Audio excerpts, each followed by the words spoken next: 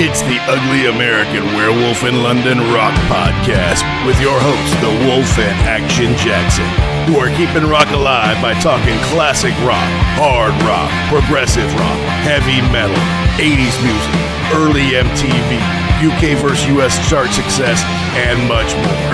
This is the home of classic album and live concert reviews and your place for interviews with artists and legends. You're rocking with the Wolf.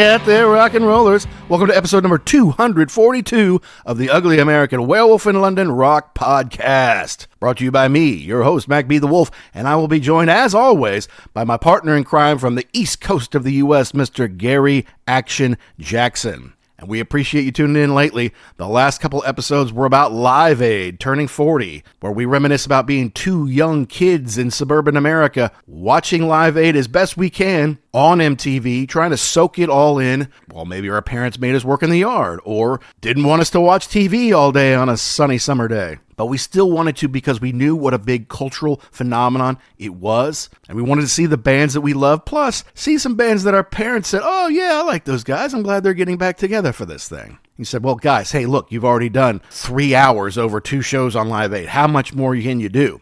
Well, that's because we have 2 very, very special guests on the show today. And the one is a bit of a dream come true to 2 MTV-addled kids, and that's original MTV VJ Alan Hunter. Alan, of course, was there in Philadelphia that day with Martha, with Mark Goodman, running around front of the stage, backstage, introducing artists, interviewing them afterwards. It's a long, 17, 18-hour day in the 90-plus degree heat, but they pulled it off. And of course, Alan gave the interview with Led Zeppelin after their now, is it famous, is it infamous, performance that day in Philadelphia. It was interesting what he had to say about that regarding right afterwards. But he's very honest about talking with Jimmy and Robert and John Paul Jones. And we talked to him a little bit about that day and just what it was like to be on MTV back in the day. But our second guest might just be familiar to those of you who listen regularly, and that's Lee Dickson, longtime guitar tech for Eric Clapton. He was with Eric for about 30 years, including at Live Aid that day. And he gives us the perspective of the people who are actually working behind the scenes that day. People who were trying to get things moving, trying to get the right amp for Eric, trying to get guitar picks for everybody, trying to make sure everybody's plugged in at the right time, trying to make sure all the equipment didn't melt and stayed in tune. It's hard to keep stuff in tune when it's over 100 degrees and the sun's beating down on you. But he did his best, and Eric sounded amazing. And if you wonder why Eric sounded so clear when they did We Are the World, well, he's got the reason for you on this show. But first, we do have a little bit of business to take care of. We always like to mention we are proud members of the Pantheon Podcast Network, a family of over 100 different shows. You can learn more at pantheonpodcast.com or follow on socials at PantheonPods. And you know we're going to give a shout out to our worldwide sponsor, rarevinyl.com. And they are worldwide, folks, because they procure record collections from all over the world and they ship all over the world. With over 250,000 items in stock, you can find original LPs, you can find stuff in mint condition, you can find rare imports, you can find picture discs, deleted singles, whatever it is, posters, magazines, point of sale stuff from music stores, you can find it all. And if you want to save 10% off the order, you can use code UGLY, UGLY at checkout. Now that's a one-time code, but it's not just good for one item, it's good for one entire order. If you buy 12 things that cost over 1,000 quid, you're going to save over 100 quid with the code UGLY. So for all you record collectors out there, get to rarevinyl.com, use the code UGLY, save a big fat 10%, and your record collection will thank you. Now back to Alan and Lee. When Jackson and I were doing this, we always thought it'd be great to hear from somebody who was there that day. Yeah, we can watch the videos and we can pontificate about who was there, who wasn't there, who was good, who was bad, what it meant to us, all that kind of stuff. But we really wanted to hear from folks who were there that day, behind the scenes, who really knew what was going on. I had to con Lee with maybe a little neck oil or beers, as we call them here in America, to get him over to talk a little bit. But we were so psyched when Alan accepted our invitation to come on. Super nice guy. Actually, both of them are. We had a really fun time speaking with both of them about July 13th, 1985 at JFK in Philadelphia. So here we go. It's our interview with Alan Hunter, MTV VJ and Sirius XM DJ, and Eric Clapton guitar tech Lee Dickson on Live Aid here on The Wolf.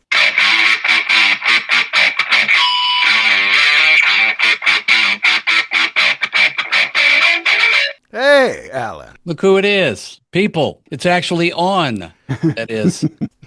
But we appreciate you being on. I'm Mac B, and that is Action Jackson. And hey, we welcome you to the Ugly American Werewolf in London Rock podcast. Oh man, it's a big honor, and what a great novel T-shirt you have there from what, Walmart or Target? No, I'm sure I got this off of Amazon like I get everything else. I'm like, this was never an official MTV, but it's got skulls on it, so it's kind of cool. All right, yeah, $20, send it to me. That's fine. Hey, every iteration of that logo is all good, man. Original or not, I got a bunch of them. I'll sell you, but. All right, well, we can talk about that, once we wrap up here. But no, Alan, you got to understand that we're children of the MTV generation, right? We were Me about too. 8 years. Well, yes, you had a head start, behind the scenes head start, but it was just amazing to us. We were like 8 years old. MTV comes in and the second British invasion. It's like, who are these people from across? Why are their haircuts so strange? What are all these keyboards they're playing? This is amazing. Mom, can I watch this for 18 hours a day? No, go outside. But by 1985, it was such a big part of culture. And my dad was in the broadcast TV business. And even he, when it was on, he's like, go get a couple of VHS tapes, Mac. We want to tape this Live Aid thing, for all time. It was a big deal. What was it like for you guys behind the scenes? Like when you first found out about it and then you're going to get involved, what's the buzz around there? Well, a little run up to Live Aid, you're correct that MTV had been around 4 years at that point. So it was really part of the cultural landscape. I mean, MTV was in everybody's lives 24/7, right? You woke up, turned on MTV, went to school or work. Yeah. Came back and there we were for good, bad, or the ugly, But when we started getting word, I mean, Band-Aid came around, so we knew what that kind of social event in the rock and roll world meant. That was kind of our Woodstock for the 80s when Bob Geldof did that. When Band-Aid happened over in the UK, we thought, wow. And then USA for Africa happened, and We Are the World. When rock and roll started getting a social conscience, I think we were all looking for something a little bit more serious. Yeah. I think when we understood that MTV would play a major role in broadcasting Live Aid here in North America, we were totally excited about it because it seemed like we were going to be doing something important. Not that we weren't having tons of fun playing videos and partying and sticking our finger in the eye of the establishment, mid-'80s. The culture was America with two different hearts, the conservatives on one end and the liberals on the other, but let's call it the anti-establishment. But everybody was having a lot of fun. We were all getting along in that diverse world. Well, that's what made it so huge for us because we knew this was going to be an all-day thing. Like you could sit there and just camp out, even though, as Max said before, we weren't really supposed to do that because we were supposed to be out, enjoying life and maybe reading a book occasionally. Right, I don't know. Yeah. But the fact that we could watch it in real time happening, I think even as young adults, pre-teens, we knew this was a huge deal. We knew it was a big deal during the day, and we had to be there for it. We couldn't miss it because it was going to be such a huge topic of conversation the next day, the next week. Well, I think that's interesting, actually, that you point out from the viewer's point of view. We thought it was going to be big because the preparations were big. Weeks in advance we started to prep for it, but the audience, I didn't really know. We did a lot of promos for it. You guys understood what We Are the World and what Band-Aid was about, but did any of us know how big a day it was going to be? Yeah, it just felt like something we had to experience. I couldn't miss out on this thing just because all of these huge acts were there. Yeah, there were a couple of people that we considered, ancient in our even more fun than Led Zeppelin was going to try to reunite, right? Even more fun. Well, yes, and we'll get to that. Don't worry about that. Part of the reason my dad wanted to tape it too is because he was making me work out in the yard, at least early in the day there before it got nasty hot. Now, I'm just down 64 from here in Louisville, where it's pretty nasty hot right now. But that day in Philly, goodness, that's probably one thing you hadn't planned for with all the iterations and all the meetings. You didn't think about, well, maybe it'll be 98 degrees that day. I don't remember the temperature, honestly. I do remember sweating my ass off, but we were all in shorts and we were all in beach attire, which was kind of funny for the occasion. It didn't make sense to be. And Mark had terribly short shorts on. I remember he had like gym shorts on. It was embarrassing. These big hairy legs and Again, we were all in beach mode. I remember the day before doing a lot of prep work in Philadelphia and doing pre-interviews and stuff and thinking, wow, this is going to be toasty. And on that stage that day, you can bet it was even hotter. But, again, like anybody who works in extreme circumstances for a sporting event or a concert, ask any rocker on a hot summer night playing in Louisville. Yeah, I was sweating my butt off, but the show, had my adrenaline running. So I don't think we noticed. Yeah, it must have been nice to only play a short set because the one that I really keyed in on in the United States was Judas Priest. Oh my wearing God! All leather, full sunshine. That had to be metal and humidity and heat. It just doesn't go together, man.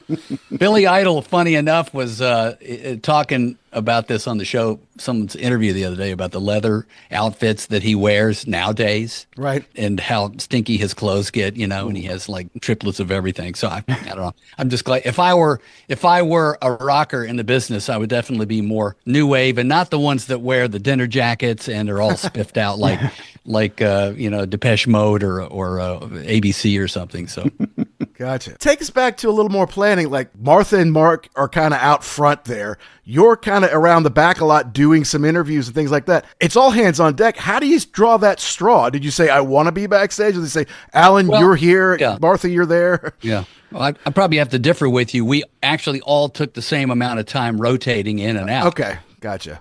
If you go back to that day, it was pretty astounding. And I think the day before we knew where our position on stage was. Okay. But it was only that day when we really realized that we were 20 yards stage right of the center of Live Aid Philadelphia. I mean, we were right there on stage, looking, at the wings 20 yards away. And that was our platform. So we took turns. Two of us hosted on stage, while the other two walked around at what we call the campground backstage. That was an amazing scene. I mean, I would just tell you I've never been at an event that was such a zoo of different celebrities, from sports stars to Jack Nicholson to TV movie stars to rock stars. We obviously, when I was doing my backstage stuff, we had a producer team and we would walk down the middle of the aisle and it was just a potpourri of who you wanted to talk to. And all of the artists and all the celebrities, everybody prepped to talk to the media. That's why they were there. Okay.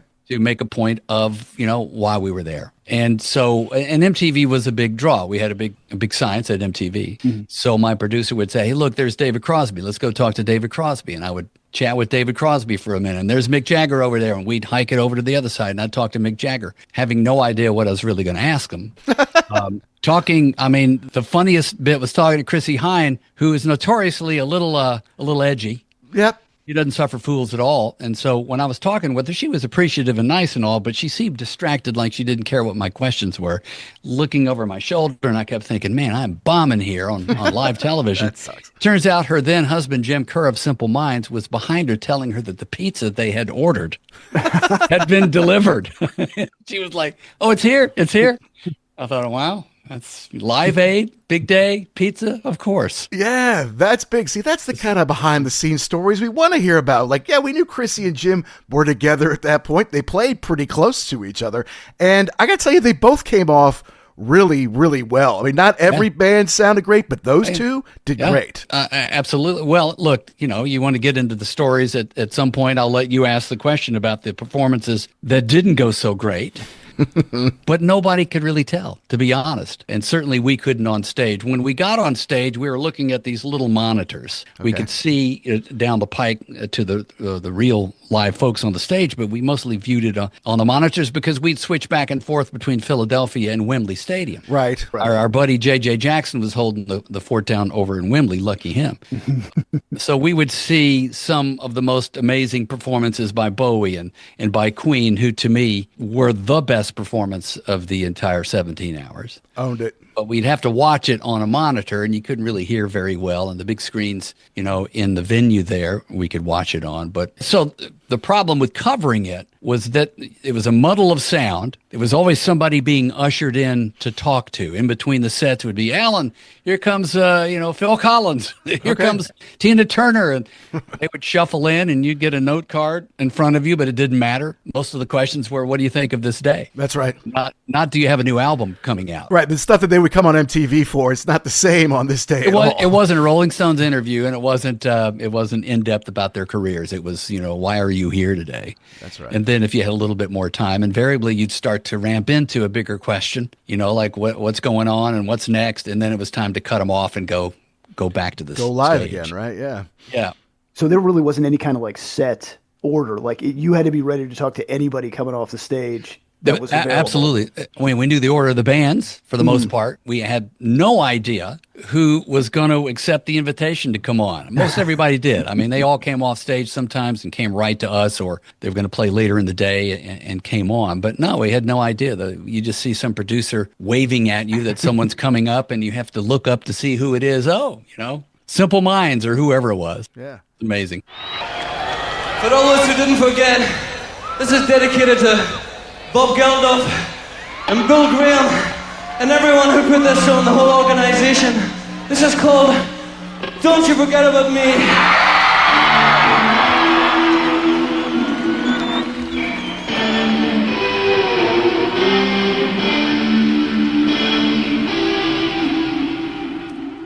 But it seems it all came together pretty quickly. I mean, I know Geldof had organized Do They Know It's Christmas? That's, November of 84.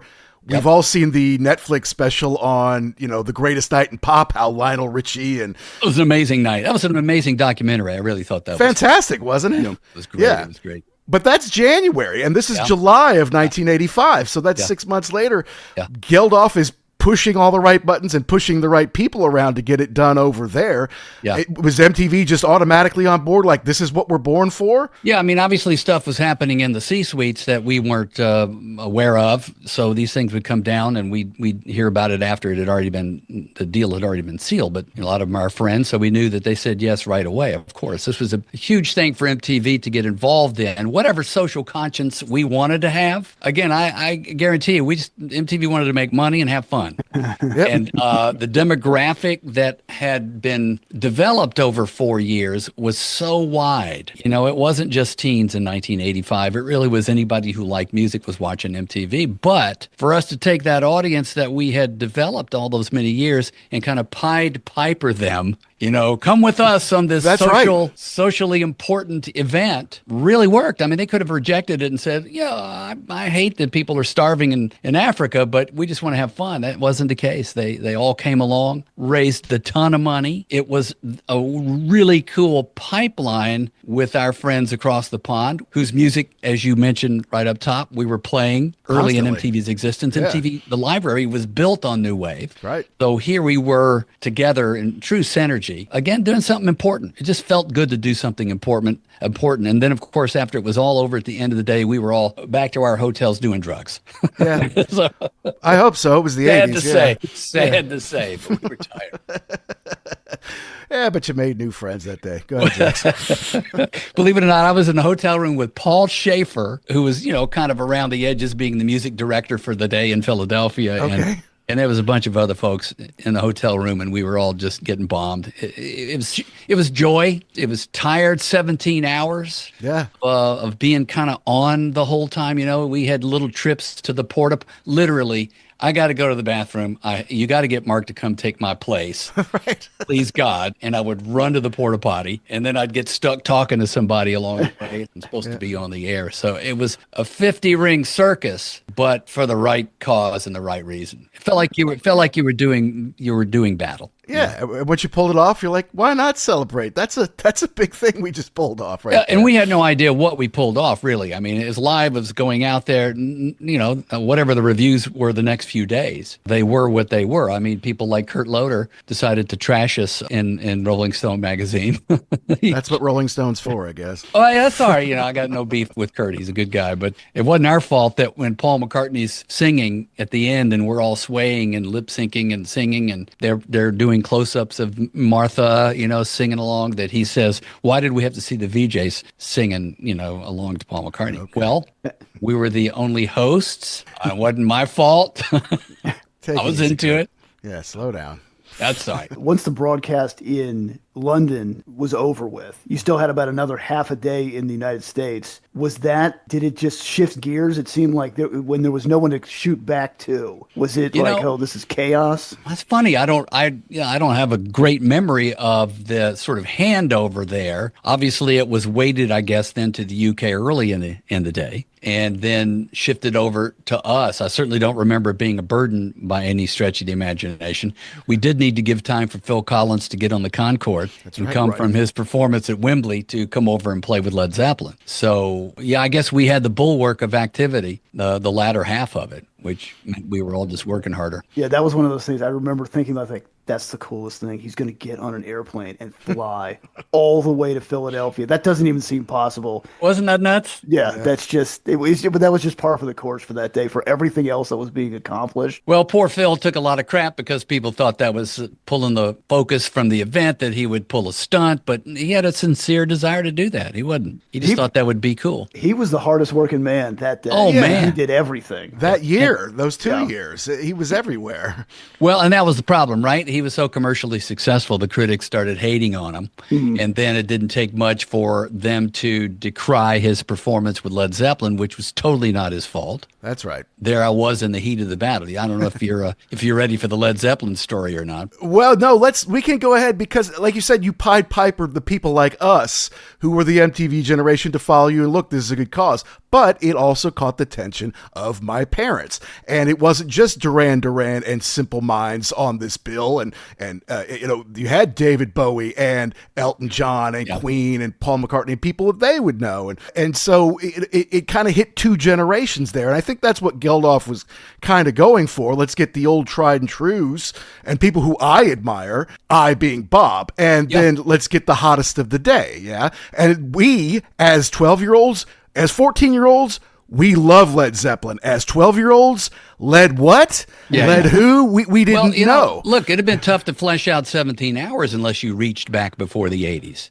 Mm-hmm. Well, that's true. Yeah. I think if you had stacked more songs for each of their sets together, you could have made it all about the 80s. But I think the homage to what was happening earlier. I mean, Bowie, look, the artists that did make it from the past were still quite active. Bowie was hotter than ever. That's right. Robert Plant was having an amazing solo career. So they were hardly golden oldies that we hadn't heard from. Judas Priest was still very active. But to your point, that day, U2 made their career that day.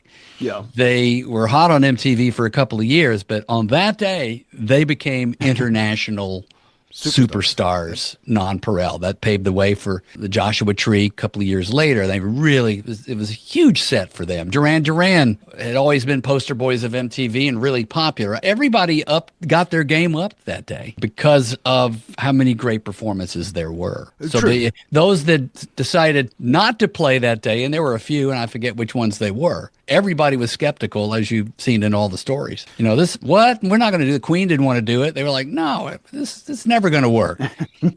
But you get a band like the Hooters from Philadelphia. Band. We didn't really know the Hooters that well, and they get a spot on Live Aid. Yeah.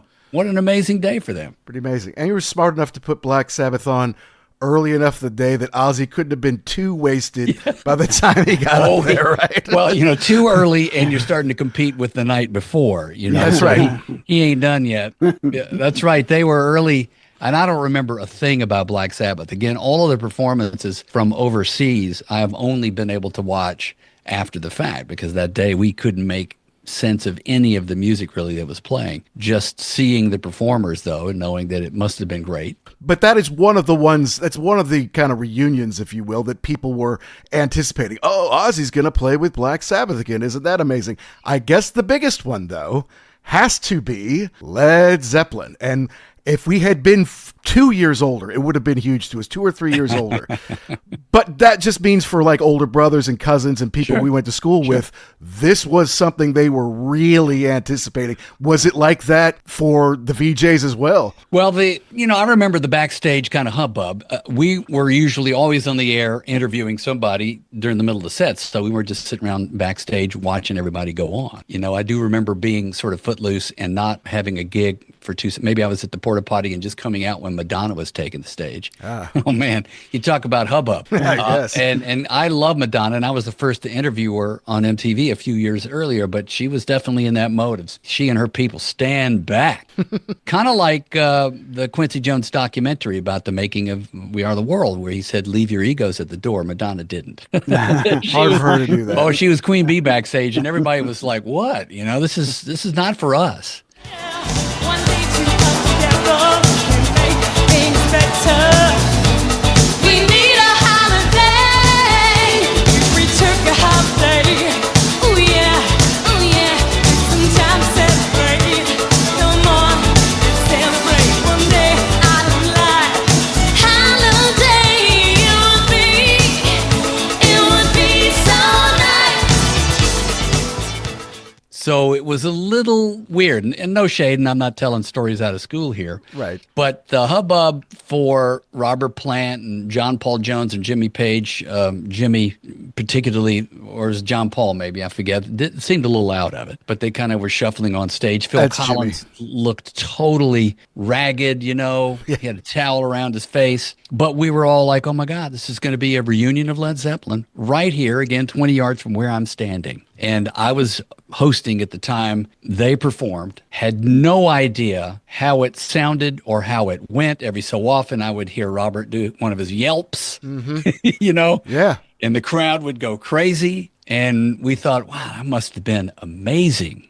Little did we know it was probably not amazing. But as soon as they were done, the producer says, let's go. And we ran to the very edge of in the wings there. And I was there as soon as they came off stage and sat down. They all knew that they had to, just like a sporting event. The coach knows he's got to go talk to the cameras. It's just part of the deal. Don't gripe about it. Just get your ass over there and talk. They sat down, and there could not have been a weirder tension between all of them. Robert Plant is a consummate gentleman, and he sat there and looked calm and cool. John Paul Jones and Jimmy Page looked totally drunken out of it, and Phil Collins looked like a deer in the headlights. He was over on the side, and I just started asking, how was it? How did it feel? And they didn't have any, they weren't going to say, it really sucked. Right. It's like Collins can't play for shit. That's not gonna no, come none out, of that came out really. I didn't really know what was happening until after the fact, when we heard the audio and we heard that there was a rhythm issue. It's certainly the case that today was a day of collaboration between artists, and also, most importantly, a day for reunions, probably the most anticipated, the Led Zeppelin reunion. Right here, an interview with the reunited members of Led Zeppelin. We're backstage, JFK, with, gee whiz, a lot of guys here. A lot of guys. A lot of people, yeah, a lot of laughs. You said that on stage. A lot of people out there are going, did I really just see that? Are you surprised that it finally went off? What? What you just did. Oh, you mean struggling with the monitor mix? Yeah, I think it was great, and it's just one of those things that was great. Happened for about 20 minutes, and it was very nice. How long did it take to assemble everybody in this large group? We didn't actually assemble. The three of us know what we're doing, and everybody who helped us did their very, very best, including Phil here and Paul Martinez here, and Tony Thompson wherever he is. Tony is wandering around somewhere, so you were just sort of keeping the rhythm, hoping that you knew the song. I just wanted to come here and not just sing my old boring songs. I wanted to come here and play with somebody. And you see, so I said to Robert, could I play? This was a while ago. And then and I wanted to play with Eric, you see. So I just came here to play the drums, and I had a good time. So that was what I came here for. Certainly no one was fessing that up in the interview, but I could just tell that I was talking to people who were really just gone through some kind of trauma. I couldn't put my finger on it. But, above and beyond all, they were just happy to be there part of the day. Phil, how was your trip on the Concorde? Oh, it was fine. Did you drink any champagne? No, I had a job to do when I got here. Again, John Paul and Jimmy, I kept I kept aiming the microphone at him. What do you guys got to say? Nothing. And I would just pull the microphone back and go right to Robert Plant. Yeah, and watching it now after the fact, it seemed like you're right. Nobody wanted to be there. I mean, to me, they did you dirty on this thing because the questions you were asking were very respectful. They're questions anybody would ask, and they just were like, yeah, whatever. Well, again, they just weren't into. I attribute that to them just being bewildered. I think John Paul and Jimmy just seemed bewildered. Yeah. Robert seemed like that was really fucked up. Yeah, and Phil was like, not my fault, but couldn't say that. Yeah, right. And I was ready to get out of there. To be honest, it was I was on the absolute. I don't hot blame seat. you. Yeah, it just seemed very uncomfortable for everybody. And the thing that I kind of have a problem with is for the band, you knew this was going to happen, and you asked questions about, hey, playing together again, any plans, and they're just like, whatever. Can't you just say something like, hey, tonight was so special. I love these guys. Who knows what's going to happen in the future? Back to you. Something like that. Just don't leave me hanging like that. Yeah, well, there's no doubt that a lot of times during those kind of events, you've got a producer saying, ask about the drug problem. And you go, no, I got 4 seconds with this guy. I'm not asking about backstage. And David Crosby sitting around with Stephen Stills, and they're at a picnic table hanging out casually. We come over, and, hey, Alan, how you doing? It's funny when they know your name. It's like, wow. Yeah, cool, yeah. Watching your videos, are you? Yeah. David Crosby had been having his terrible drug problem. He just got out of jail and rehab. And But I just said, how's the day? And how, you're a band who's always spoken to social causes and Woodstock. And what do you think about being here? And my producer's going, ask him about the drug problems. I'm like, no, I can't do that. And I asked him, so, Dave, we know you've had some issues with drugs in jail, and he went, oh, Alan, you got to go there. No, dang it. No, it was my producers. Their fault. Don't answer the question. I'm sorry. But like Phil Collins, you can't say that, so it's like, You can't say that. Well, it's funny. I wanted to tell Mr. Plant that only a year or two, maybe, I think Shaken and Stirred, I forget which album it was, early 80s. He had come on to be interviewed by JJ Jackson, who, had an amazing career before he came to MTV. He's the one who introduced Led Zeppelin to America, basically on KLOS. But after his interview, I wanted to meet Robert Plant, but there's 50,000 people at the studio. They were all there. All the secretaries from the MTV offices would empty out and come down and hog all the space. But I parted the crowd, wanted to meet him, and I got on my knees and bowed down and said, oh, Sir Plant. And he looked at me and said, arise, Sir Alan. I was like, whoa, what? He knows me. Again, they're all watching the MTV. They know Martha. They know Mark. It's pretty cool. Well, it's funny you say that, too, because, I knew we were going to talk to you, but to see you and then to hear your voice, I'm like, man, this guy, we have been knowing him for basically our entire lives. Just about. It's more people recognize, and this is really scary to me, and it happened back in the day, too. They recognize my voice more than they do who I am. Mark is more demonstrative. Martha Quinn, you can't mistake her. Nina Hare. Right.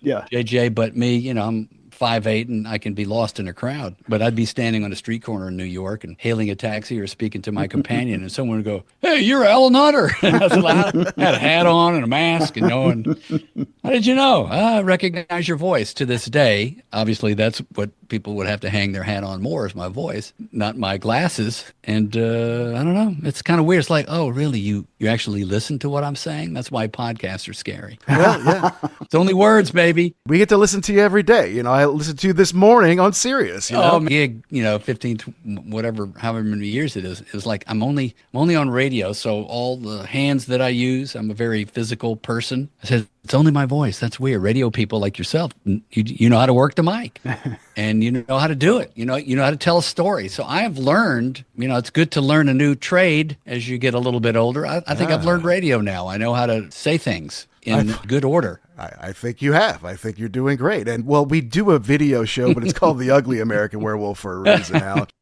But no, you're doing what? There's a giveaway on Sirius now. You're talking about like the 40 best cassettes that are 40 years old or something like that. Yeah, baby. Well, we do that every year. We go back 40 years. This year it's 85. We ask the listeners to tell us their favorite cassettes, and we call them cassettes, not albums. Right. On Classic Rewind. Just for that one particular countdown. And I say, you know what? I didn't ever like store-bought cassettes. Never did. I bought the vinyl, got my Maxell tapes. That's right. And my Nakamichi cassette deck, and I recorded a great version on high-quality tapes that didn't fry too badly on your Volkswagen Dash. But okay, cassettes. That's- Yeah, that's a very popular countdown. We'll do it over the July 4th weekend. That's fun. And the kids, they don't understand. Like my son has no idea. Yeah, you had to, it would get all pulled out, and you had to take a pencil and get it in there and roll it back in there. Because I spent a long time making this mixtape. I'm not doing it again. Did you ever transfer that tape to a new housing, to a new cassette housing? Oh, because it was all beat up. Yeah, if Yes, the cassette yeah. got warped or something, you could still salvage the tape within and just roll it up. Actually take it out of the old. Absolutely. Oh, Crack my open the goodness. thing, and then you could get housing with little screws on it. The Max Cells, I believe, had screws on each corner, and so you could open it up and actually insert it back in there. Wow. No, I Deep never did 80s that. knowledge, yeah. Many times, man. Many times I did that with my, I think it was a Kansas Point of No Return or something, one of my few store-boughts. They came in cheap white plastic housings. Yeah. They were just cheap, and they didn't have a smooth action, and they would get dinged up. So that's my history. And I was into tape. Boy, I was into tape decks. I had TX and Pioneers, Nakamichis, Wollensack. Ooh. Oh yeah, that was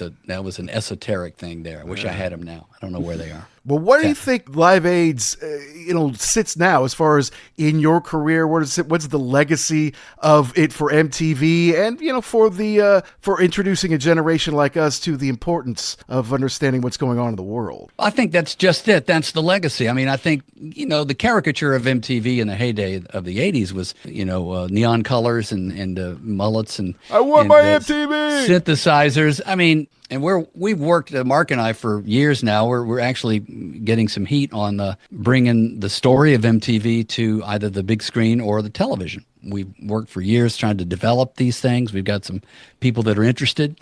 Telling the story of MTV in a fictional / truth way is hard because people want to caricature that time. And they want to define the music, and it's undefinable because the 80s was such a mixed bag of rock and roll and new wave, and then the pop of Michael Jackson, and then rap and R&B, hip hop. man, yeah. Absolutely, R&B. It was a really mixed bag, and that's what I'm most proud of for my MTV time in general, was that we played everything, and everybody kind of got along. If you were a Whitesnake fan, you suffered through Hojo to get to Whitesnake. If you hated Duran Duran, you'd sit tight until Judas Priest came on. Yep. And you were all probably in your basement, with your 20 buddies, and you all had different opinions. But there was something about the visual medium, and it was the glue. It was the first social media. No doubt MTV was the first social media where everybody was watching in real time the same thing, commenting on it. They didn't have a place to communally comment about it until they got to work the next day and talked about it around the water cooler. But I think Live Aid would just go down as one of the more important times of the 80s. That was our Woodstock. Definitely. How were we going to look beyond our own selfish little fun time bodies and personas? And it was Live Aid that gave us the chance to do that, and I think started the ball rolling for Rock the Vote, early in the 90s. Oh, sure. MTV found that they could be persuasive.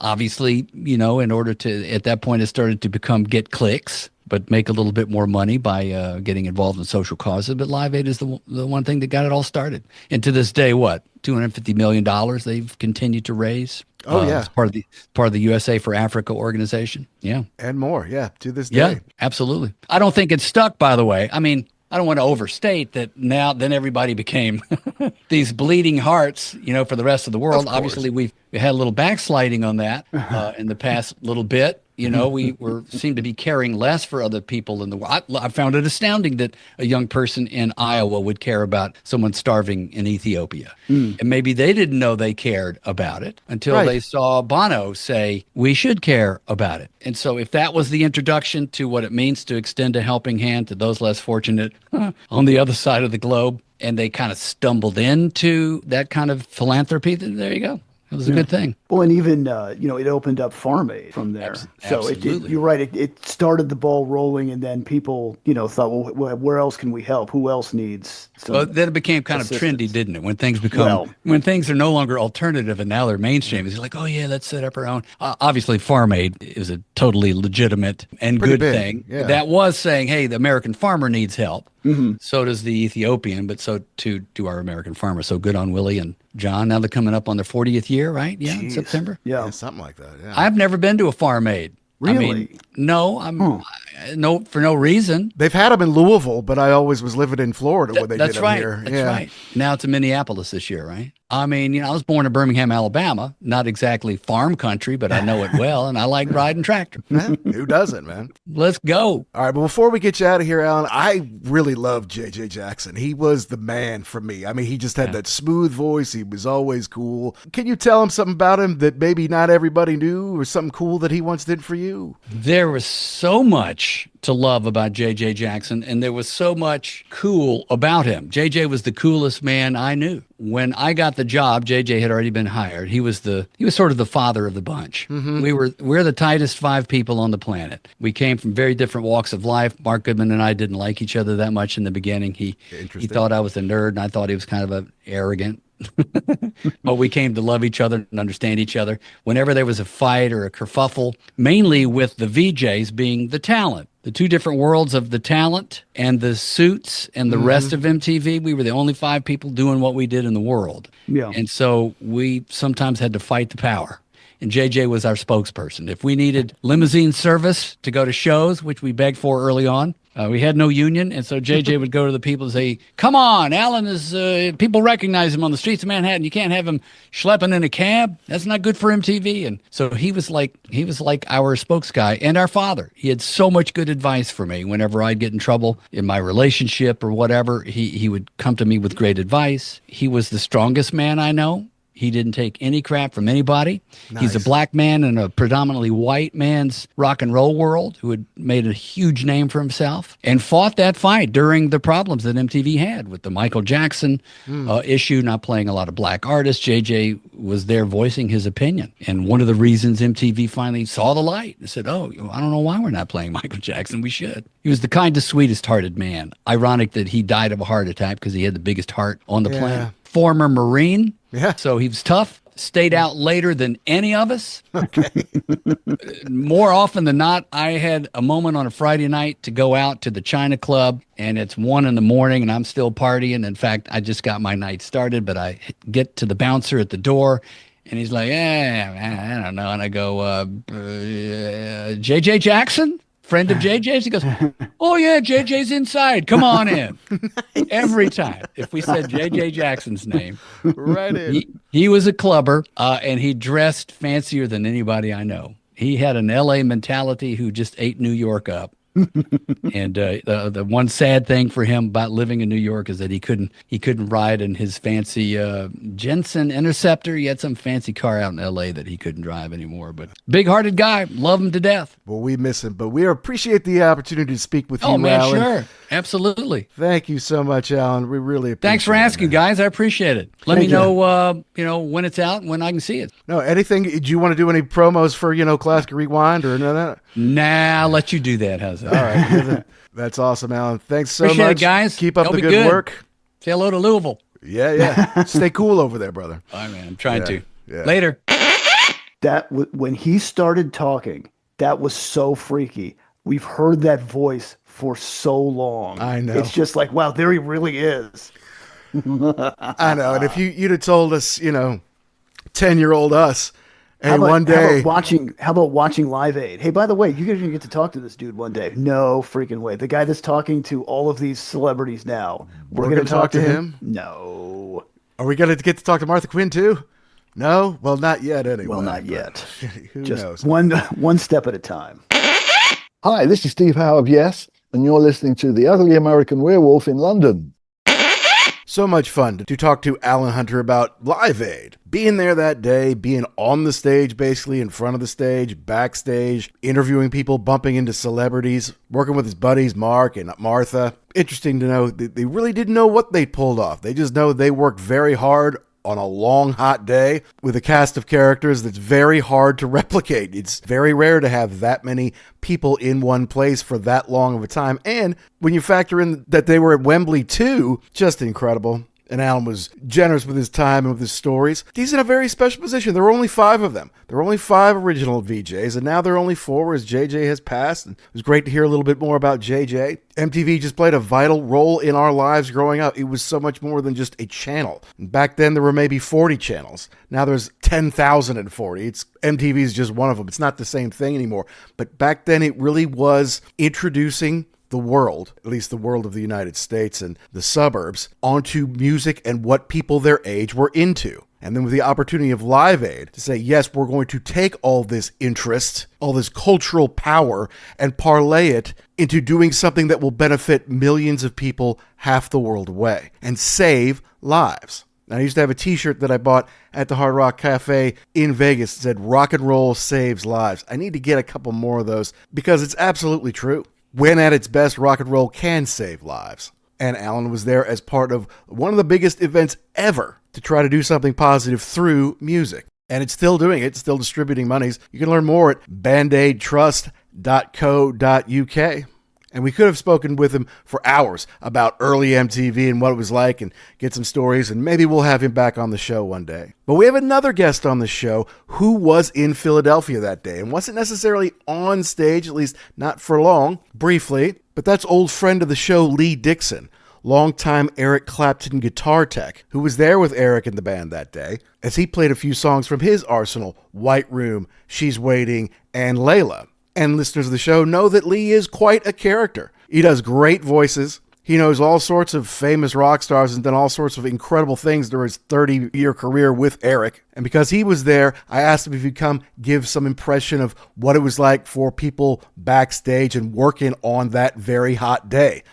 Because it might have been 98 or something like that in Philly, but on the stage it was hotter because the sun was beating down on it and there's hot lights on it. They're moving all sorts of equipment. There's all sorts of electricity that needs to be generated to make this thing work, and he was a part of it. And he was aware of the shenanigans that maybe some of the roadies and other people were up to that day and where secretly you could go to do it. And so he's going to enlighten us on all that here. So listen to us talk with longtime Clapton guitar tech Lee Dickson about being on the Live Aid stage and at the event that day. How are you, Jackson? I am doing quite well. Thank you so much for being here. Oh, man, it's a pleasure. As I was saying to Mac earlier, it must have been, he really fucking lucked out when he found a neighbor like me. Oh, yeah. That's he when he first told me that he met you, he was over the moon. He was so excited. Yeah, well, it gets me out of the house for an hour or two here and there.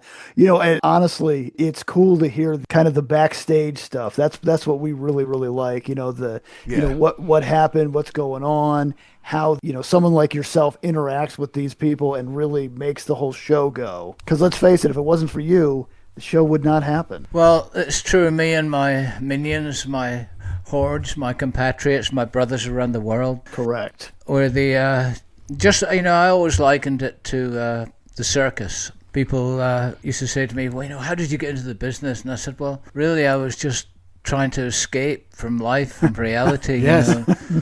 And just like I'd go to the circus and you'd go through all this amazing, watching all this stuff going on as a child, but you weren't there for the 4 days that all the guys were setting up, doing stuff, doing all kinds of different things. Right. Yeah. Schlepping the stuff out of the trucks. Yeah. There you are, man. Your international producer has got me turned around. There you go.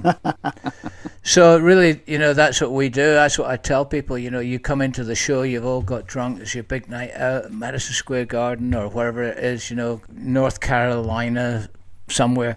It's your big night out, had a few drinks. You see the show, you go, but, you don't see the effort being put into putting it together. Yeah, exactly. That's exactly right.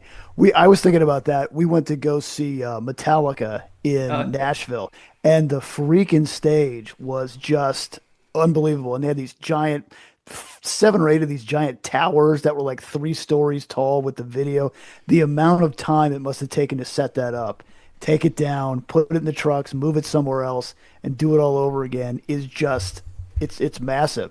But honestly, you say that's what I think about when we're going there. Like, man, this has got to be what does it take to get, how many trucks do you think they use to do this? Well, some tours, big tours nowadays, tours back then, 80s, 90s, predominantly you'd have, maybe a couple of trucks of PA, a truck full of rigging, truck full of back line staging, maybe 6 to 10 trucks or something like that on an average big tour. But when you get to the stages now of people like Beyonce and Madonna, and it's insane. It's like 40 trucks, 20 buses, and most of the people seem to be either management, accountants, influencers, choreographers, stylists, hair, makeup. There's busloads of these people.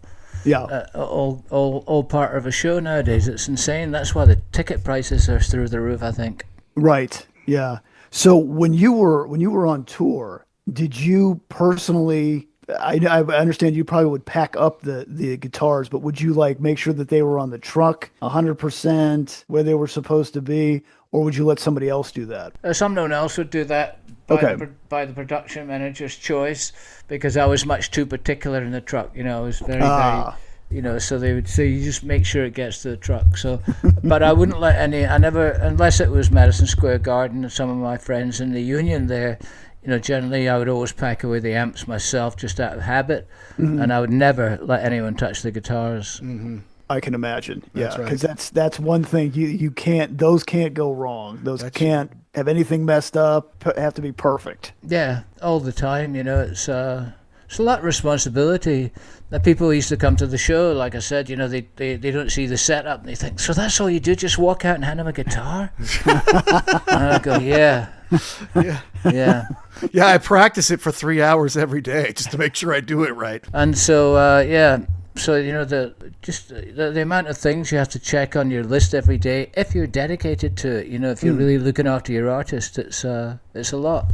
Yeah. We've been hanging out for, 40 minutes or something like half that. an hour. And he's been telling me all sorts of stories, Jackson, some that I might just have to share later, some that are good for the show. And I'm like, okay, hold it. We got to get it. We got to get it on tape or on whatever digital piece of, I don't know what that is. Is that a megabyte? I don't know. We'll get some of those in there. All right. So look, we've done 2 huge episodes on Live Aid. We've spoken with Alan Hunter, MTV VJ, about the day and about the interview with Led Zeppelin after their performance.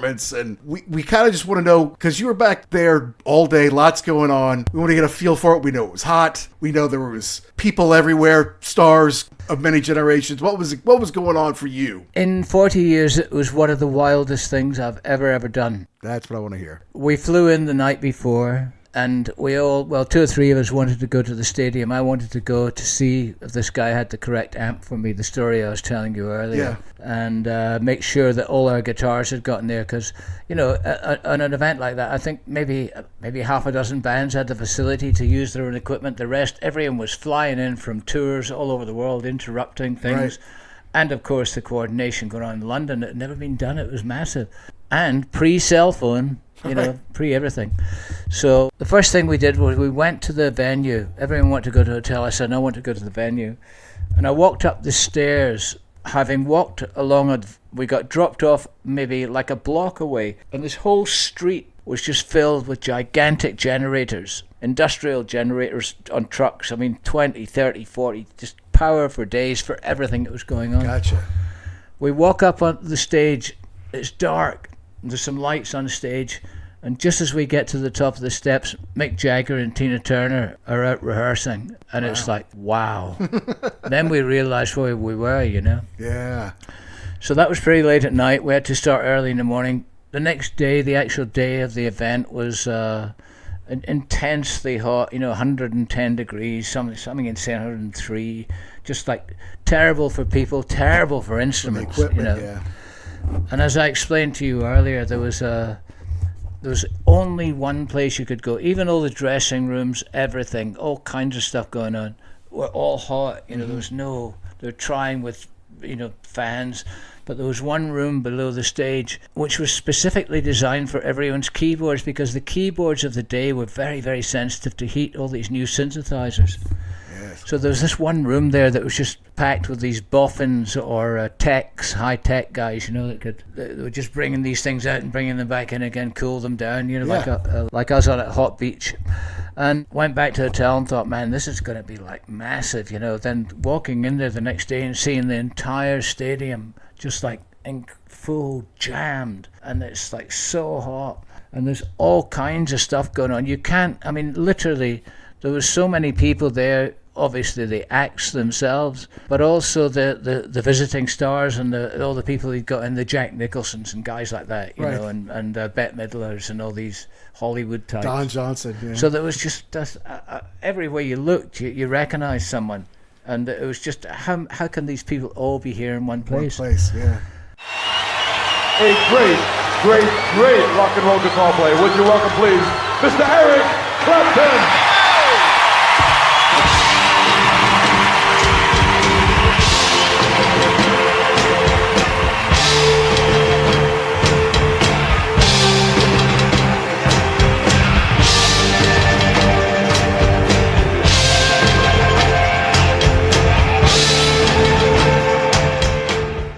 For me, musically, it was just incredible because I'd always wanted to, you know, Dylan comes out and then Woody and Keith join him. You know, that's like wow.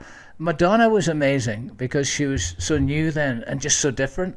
You know, she's sexy, she's powerful, she walks out loud. Oh, she had all that whole shtick going on, the dance, the grooves, the songs were really popular. She was great. I mean, Hall & Oates blew me away. Tom Petty and the Heartbreakers. I mean, just being able to stand there and watch your favorite bands one after another, it was like, and get paid for it. Yeah. Not a lot, but and get paid for it. It was amazing. And just the whole day was this massive, crazy event that we forget that it was simultaneously while we were all working, everyone's doing the same in London. That's right. And people like my old pal Phil, he's the only one that wants to go and do it both, you know, so he does the English gig, fast car out to Heathrow, Concord, boom, New York, Philly, behind the kit for the second set. That's right. There was things going on all day that were just amazing. As I told you earlier, I had the chance to run into and shake hands with Steve Stevens, for instance, who at that time was not that well known, but he was Billy Idol's guy, and that's where he evolved from. Yeah. Meeting guys like that was incredible, and you know, there was all kinds of tuning problems for me. I mean, I'm diligent, religious about this shit, you know, live. Because, as you know, I'm working in country now. We do a lot of outdoor festivals. We were in Texas last week. Hot as snot, yeah. You've got to take care of the instruments. But this kid, Tim, a friend of mine at the time, was Jimmy Page's tech. And I told you earlier, I'd seen him, you know, sort of like he tuned the guitar and put it back in the case. But the case is sitting out in the sun, you know. Right. And came the time he just pulled the guitar out and handed handed it to Jimmy, and I'd have to listen to every single, you know, I'd have to sit here for 3 hours with you and listen to the whole set to fine-tune my ears and satisfy me that it was in tune. Generally speaking, they say that it was a little bit out of tune. Yeah. It's always difficult with 12 strings in the method that you have to tune them. But if something's out on a 6-string, you're going to hear it. If something's out on a 12-string, you're really going to hear it, right. You know. So there was all this frantic stuff, and there was all kinds of, I don't know, everything was going on, you know, interviews, illegal activities, crazy guys, too much drinking, too much thinking, too much singing. You know, the crowd were just like baked all day long. I'd have hated it to be in the audience. Fantastic from a musical perspective, but not to be out there all day, you know. So I hid out in the keyboard room several times during the day just to keep myself chilled. Just to chill out, right. And of course, as I say, literally every time you turn around, oh man, that's so and so that was in that movie. Oh no, that's Jack Nicholson. It was just insane. One thing I'd like to put right, which I discussed with you earlier. Yes. This has bugged me for many, many years, and I'll tell you the whole story. Here it comes. He said, clearing his throat, this is what we call neck oil in Scotland. It's not really beer, it's neck oil. So many years ago in one of his autobiographies, one of the early ones, Eric alludes to this situation at Live Aid. And his description, although I don't have the book in front of me, obviously, is that he came up onto the stage earlier just to get a feel for the place. And the first thing he sees is his guitar tech, me, swearing very loudly in Scottish, whatever that's supposed to be, and throwing Marshall amps around, just throwing them over my shoulder. Yeah, you know, like I'm going through a sock drawer. Now, where are the green ones, Karen? You know, no, where are the blue ones? A Marshall amp, you know, have you ever lifted one? It's They're very heavy. Yeah. I mean, Mike Tyson would have a hard time throwing one over his shoulder. Right. But, you know, Eric's prone to exaggeration at times, so everyone gets this impression that he walks up onto the stage and there's just me throwing Marshall amps over my shoulder. In actual fact, what happened, referring back to going in the night before, was to make sure that they had this Marshall JCM 800 for me, because no one was flying with they were flying with guitars, but no one was flying with that kind of gear. And the guy assured me, he said, yep, I've got you on my list. He said, we've got one of them. He said, you can have it for that set. I said, make sure it's there. Yada, yada, yada, fast forward. Eric comes up on stage. What's actually happening is there's 6 or 7 Marshall amps stacked on top of each other. And I'm looking for the one that I want, that this guy has promised me. It's his job to provide each artist with the thing that they require. And I was swearing a bit, undeniable, but only through the heat and sheer frustration and the fact that we were on in 4 minutes. 4 minutes, not even enough time for the amp to heat up. And I had this guy and I said, look, I'm going to swear because you can edit it out. I said, listen, you fucking dickhead. I said, this ain't it. And I just lifted it up and put it down. This ain't it. Put it down. This ain't it. Yada, yada, yada. I went through the 7 amps that were there and I said, and that ain't it. Where's the JCM 800? He said, the next band on are using it. I said, well, they can use it after we've finished, you know. So I made this guy run across, unplug it, grab it. I just got the amp turned on, warmed up, and the stage started to revolve. So that's the true story. If anyone had been there and suffered through that day, they would understand my frustration. But when someone promises you something for your artist and it's 4 minutes from him taking the stage and the amp ain't there for him to plug his guitar in, then sometimes you have to just get a bit heavy. So that's what happened. Get the job done. Yeah. So if this doesn't happen, if they can't get you the amp, and Eric plugs into something or is plugged into something that's not right, he's going to know right off the bat. He's going to know right off the bat. If I plug him into this other Marshall, the guy suggests I use A, B, C, D, or G, none of which I want. And I emphasized them. That's why I came down the night before rather than go to my hotel to make sure you and I had this conversation. And we've had it twice today. Where's my amp? Oh, it's on the other, you know. So I had to get heavy, but no way. I mean, was I physically capable of throwing Marshall amps? But it sounds better. Eric's version sounds better, I think. But I wanted to correct that for anyone that hears this on the Rock and Roll Werewolf from London. Set the record straight, Lee. Yes, that's what we're here for, the real truth. Here's another thing I did. I was telling Mac earlier. Ernie Ball always provided our picks 24 hours a day, 52 weeks a year, anywhere in the world. Any idea I came up with, you know, they would be there. And on this particular day, I'd never, ever ordered a large amount of picks. And I ordered 2,000 picks that said, you know, JFK, Live Aid, the day, 85. And my idea was that there would be picks for everyone. And I would take a bag of 1,000 bright red guitar picks. And just before we went on this giant revolving stage to come on and be presented to this audience, I would scatter them abundantly. From the film camera point of view or from the cameraman's point of view, it would kind of, the vibe was like red rose petals, right? Okay, but guitar picks. So the stage would come round, every other stage has just been black. All of a sudden our stage is almost completely red with this field of like poppy-like bright red guitar picks. And I'm thinking, fucking genius, this is one of my best ideas ever. TV, yeah. As the stage starts to revolve, there's this mad scramble, about 20 or 30 stagehands and their brothers all going, man, guitar picks, dude, go, man, go, get me. And they're grabbing them by the handful. So by the time the stage evolves and faces the camera, there's about 5 left, you know.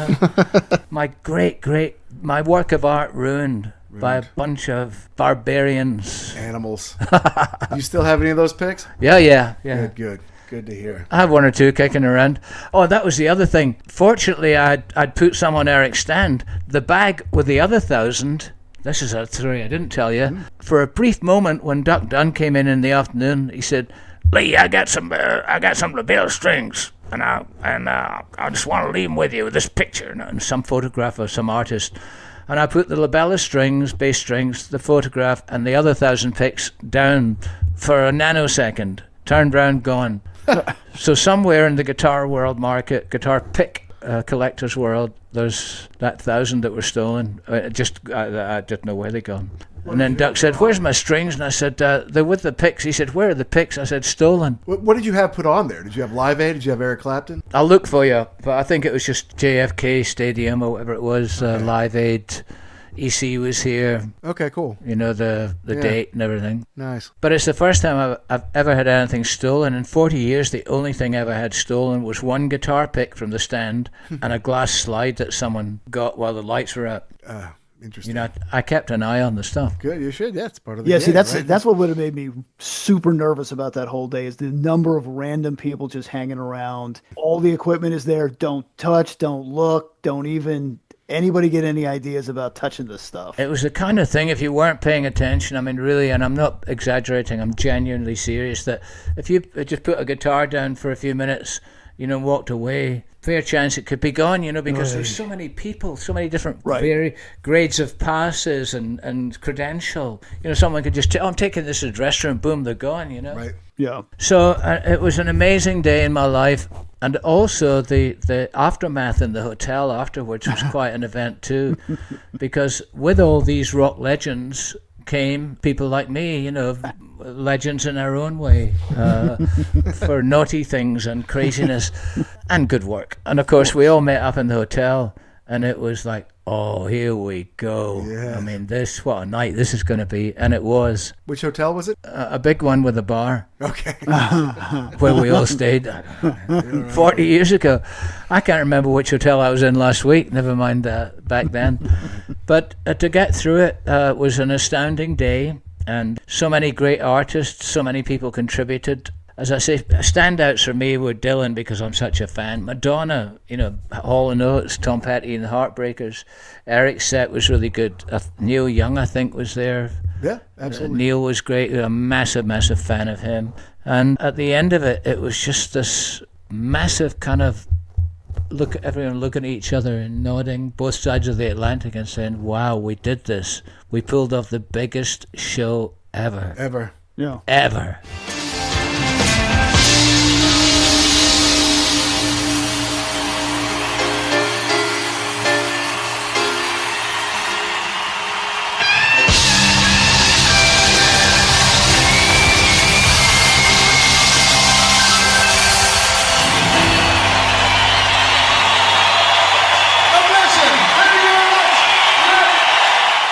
Was there any, you had mentioned Phil Collins on the Concorde. Was there any apprehension like, well, maybe he'll make it, maybe he won't? You know, we gotta plan both ways. Well, I've had the opportunity to fly on Concorde twice. Mm-hmm. Very uncomfortable plane, but it's amazingly fast, and it's the best swag you ever get on any plane. You know, leather kind of portfolios and bottles of great champagne and beautiful aluminum cup hold. You know, it ain't just a bag of toothpaste and a shampoo on your seat. Yeah. So I had great faith in Concorde because I was amazed at how quick it was. And Phil obviously did too, because he wanted to do that. And he was massive himself at the time, and he just had to play with Zeppelin, you know. Yeah. That's what we were talking about before. Yeah, in that time, there wasn't anybody bigger than Phil Collins. He was everywhere. I was telling Mac, you know, it was maybe 3 years ago now, with the way time passes, but he was coming to town, and I spent a lot, as Eric did. Eric spent a lot of time with Phil down at Genesis had this studio in the country called Fisher Lane Farms. Okay. You know, it's just a beautiful, I mean, like 15th, 16th century farmhouse, and they built studios, and they had the barns, and they had everything. It's this wonderful piece of real estate. And Eric and Phil did a lot together in that time, so they were hanging out a lot together. So I became, you know, I was good friends with him, and I knew Phil before he joined Genesis, you know, when he was just joining Genesis as the drummer. And he used to come down to the pubs with us and have a drink, and no one really knew who he was. Beard and all that, you know. Yeah. So through those 80s into the 90s, I mean, Phil was one of the biggest artists on the planet, and he's a wonderful guy. So 3 years ago, my buddy's coming to town. I call him up and I said, I'd love to come down and say hi and see Phil. He said, you got it, come down. I go down, waiting backstage. The band arrive, say hi to a couple of guys I know, and then this other van arrives, and the wheelchair ramp comes out, and out comes Phil. Like this, you know, like disheveled with a cane. That's when I saw Jackson. And he looks at me and he goes, Lee, he said, what the fuck are you doing here? I said, I'm only here to see two people, Phil, you and the guy that's pushing your fucking chair. And we had a bit of a reunion. It was tearful, but I hadn't seen him for 15 years at that point, you know. And he'd gone through the back surgery, the divorces, all the stuff he'd gone through, and he was just like a shell of himself. But I got to say, he sat down to sing all night, and he was amazing. That's awesome. He was amazing that day. I mean, really on both sides of the Atlantic, and people like to give him stick for the Zeppelin thing. I don't think that it was really his fault, and the stuff that he did, his stuff, was really good. He was a very much loved, he was quirky, he was different, I wasn't a flash guy, he wasn't a good looking guy, head of hair, and he was Phil, and something in the air tonight. I always remember being down at Eric's house, and he said, "Have you heard that record Phil's just done?" And I said, "No." And he played me it, and it was like, it had an impact on me like listening to Pavarotti singing Nessun Dorma. It was just like, what the fuck is this? Yeah, it's something else. And that thing he did, that everyone's copied ever since, the drum thing, the boom, boom, boom, boom, boom, that big intro. And it was such a great song and such an emotional song about the stuff he was going through with his wife at that time. But anyway, it was a bit of a shock having not seen him for a while, and then just seeing him so completely dilapidated, maybe not dilapidated, but completely in pain and withered, and just so beat, and yet get up on the stage, sit on the stool with his son, 17-year-old son, playing drums and knock out a great set, which everyone loved. Were you there? I saw it at the O2. I saw it his second to last show ever. Okay. Yeah, great guy, Phil. Legendary drummer. A lot of guys, he's one of those, it's like Ringo, he's a left-handed drummer who plays right-handed, so there's always something different. That's interesting, yeah. Style, and Phil was so original. And I think that's part of the I guess problem is that he was such a huge entertainer as far as a singer and then a solo artist. People forget what an amazing drummer he was or is. Yeah. He's not anymore. Well, and highly regarded with the progressive types who loved Genesis, Right. He had two sides. There was the Genesis Phil, and then there was Phil solo. That's right. And they were pretty much, the same guy, obviously, but two different types of, two whole different vibes. Yeah. So, that was another treat, Phil appearing at Live Aid. And I think at the end of it, it wasn't like a normal kind of ending, as I was saying to Mac earlier. All of a sudden, we're getting to the end, and there's the presentations, and there's the Bill Grahams, and there's all the stars, and the stage is filling up, and I'm going, where the fuck are all these people coming from? And I'm talking hundreds of people, and I'm looking at, there's badges and uniforms, and there's security, there's catering, there's merchandising, there's people that were on the gates, everyone, because some nutter, probably some, I won't say it, but some complete loony is probably going, yeah, everyone must be on stage, everyone who took part must be, let's have everyone on stage, and not an ounce of sense about safety, the amount of people, what the weight of the stage could actually hold. I'm talking hundreds and hundreds of people on the stage, and it's getting worse. They're all coming up from the side, security, everyone's abandoned the positions, everyone wants to be on the stage. It's the end of Live Aid. So I see Eric, I set him up, and bit by bit, it's more and more people going in front of him, going in front of him, going in front of him, and he's not the kind of guy, he's not like he's not like an Ozzy Osbourne or some guys want to fight to the front. He's just happy to sit, and more and more people in front of him. So just before they kick off, I go back to his amp, and he said, "What?" I said, "Nothing." And I just cranked his amps, and my thought was, man, they're not going to fucking see him, but they're really going to hear him. And you could hear Eric Clapton coming through there. Absolutely. And that was all down to me. Yeah.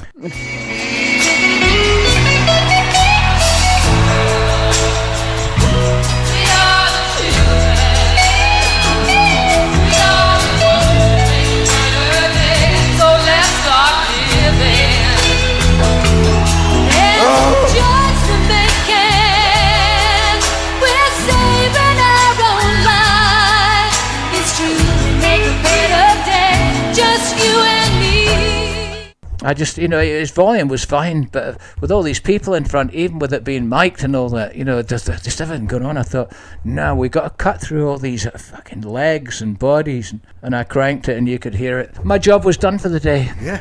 And then there's the second act at the hotel later. Yeah, was that just can you believe this actually happened? I can't believe it was 40 years ago, but it was just one of the most, I've done a lot of amazing things, in my life. Amazing concerts, amazing shows, amazing locations. But that's got to be in the top 3, if not number 1, because of the variety, all the things I said earlier. The first time it had been attempted, can we do this? The live link up. Nowadays it would have been a piece of piss because of all the digital thing. Everything would have been synced, linked, dinked, But then this was like a real roll of the dice.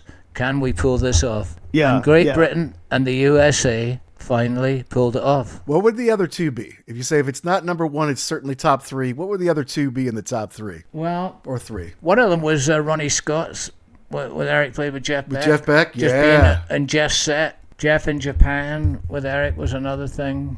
The White House, a couple of shows at the White House that I did. yeah. One of the most amazing shows, and the Who just totally blew everyone away, was when we were all honoured and I'd been involved in helping to get a guitar made for the firemen of New York, when we did the concert for New York. 9/11, yeah. That was quite an emotional night because nearly everyone in the crowd were either, first responders, wives, husbands, all for them, and everyone was really, really drunk. McCartney was finishing.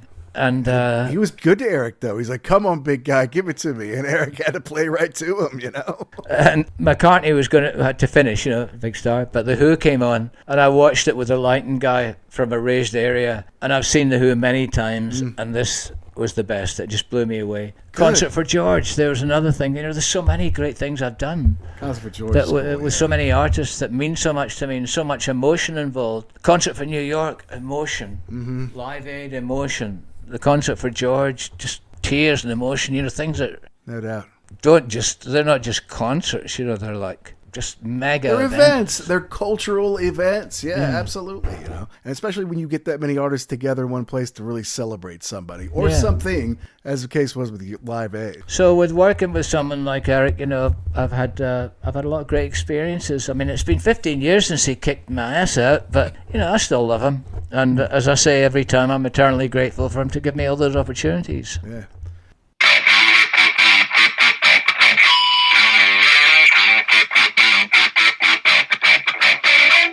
What an amazing time in the world.